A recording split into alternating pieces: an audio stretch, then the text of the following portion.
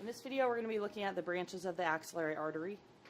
And the first thing that we want to do is establish the boundaries of the axillary triangle. And in order to do that, I'm just going to be placing the forceps or identifying the areas where that would be. So up here at the top, we have the clavicle, and the clavicle is actually cut, but this is the superior boundary here. Then medially, we've got the line of the rib cage.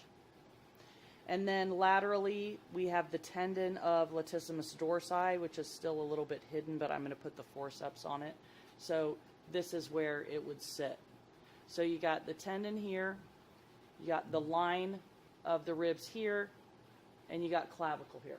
Okay, and this creates this axillary triangle. I want to reinforce to you how important it is that this is the very first thing that you do. Because if you don't define the boundaries of this triangle, then what's going to happen is you're going to be way out here looking at stuff, and you're going to be trying to convince me that it's part of the axillary triangle. And it cannot be, because this is the lateral boundary. So everything that you want is in this space. And students don't like that because they want the space to be bigger than it is. But you don't get to decide how big it is. That's just what the boundaries are defining it as. So that's the first thing, the boundaries of this axillary triangle. And then, as we sort of look inside of here, you can see that we've got this big axillary vein, and it's actually been cut. And the reason why it's been cut is because it sits superficial in position to the arterial supply, which is good in terms of protecting the artery, but it's bad for dissection because then it sits on top of everything that we want to see. So they've actually taken it away, which is good. If we look deep to that, here is the artery. Okay, this is axillary artery. You can see it's a big vessel, and it is going to be giving us multiple branches that I'm going to be showing you here. So we're going to start really close, way up here at the top, as proximal as we can get in this particular view.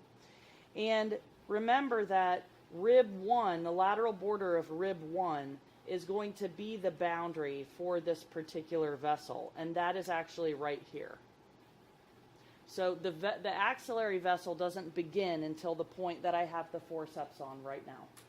Proximal to that, it's subclavian artery. So we need to start looking for branches, and you can see I can get the forceps all the way around this whole vessel. And so what I want you to do is sort of run your fingers along this until you run into branches. Now in the first region, we're supposed to have a little branch coming off of here, and it's tiny and it's a little bit hard to see. But there's a small branch right here, and this is superior thoracic artery. And you can see that it's very short because it's only trying to go to the musculature that's right here. So it's small and it's short, but this is our superior thoracic artery in this particular individual. That's the only vessel that's in this region. So now we're going to begin moving distal, and we're going to run into a couple of other things that we can see here. First of all, you notice this hole. Can you see this hole right here? I'm going to put the forceps into it. Remember I said that the arterial walls are strong. So if I go ahead and compress this artery, it'll pop right back open. It doesn't stay compressed. The little vessels are the same way. So if they get cut off, they'll leave a patent hole or an opening so you can tell where the vessel used to be stuck on. And that's what we're seeing here. Now, this vessel was oriented, sort of coming straight up at us, and I know that just because of its position in regards to the vessel. And it used to be sending a branch to pectoralis major, which is right here, and pectoralis minor, which is right here.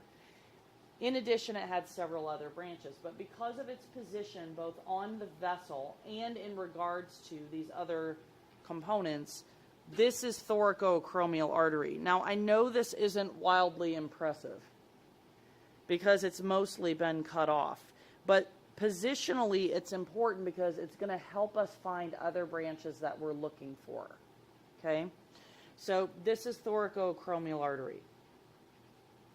As we move along a little bit further, you can see this vessel right here tracking down this wall. Now, it's been disrupted from its attachment, and that's very common, especially if the muscle fibers have been disrupted. But this is lateral thoracic artery, and you can tell because it's long enough that it can get down to serratus, and it's tracking along the rib cage. Okay, and it's close enough to thoracoacromial artery that it's reasonably in the same region as that one. Okay, then as we continue distally, we go into the third component. Now, these are branches of brachial plexus, which we're going to return to in just a second. But for now, I'm going to move those out of the way so that we can see our other branches here. Now, in the third component, we've got 3 branches, 2 of which are anterior and posterior circumflex humeral. Remember I said in class yesterday that you'll be able to identify these clearly because they're the only ones that are going lateral while everyone else is going medial. So we've seen this vessel sort of reaching up to pectoralis, but if pectoralis was in place, it would be directed this way towards the muscle. We see this coming down to the rib cage. We see this coming over to the rib cage. Look at these 2. See how they're going the complete opposite direction? Everybody else is going this way. These guys are going the other way. This is the anterior and posterior circumflex humeral vessels.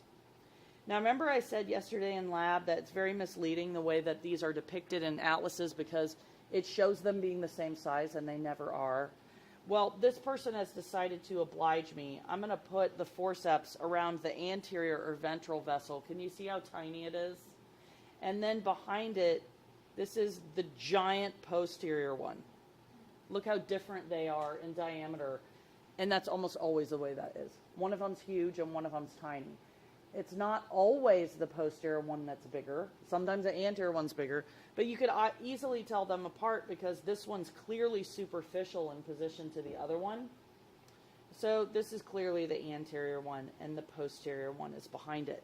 Remember in class I said yesterday that the third branch of this third region should be pretty much right across from these other 2. And look at, here it is, pretty much right across from them on the other side.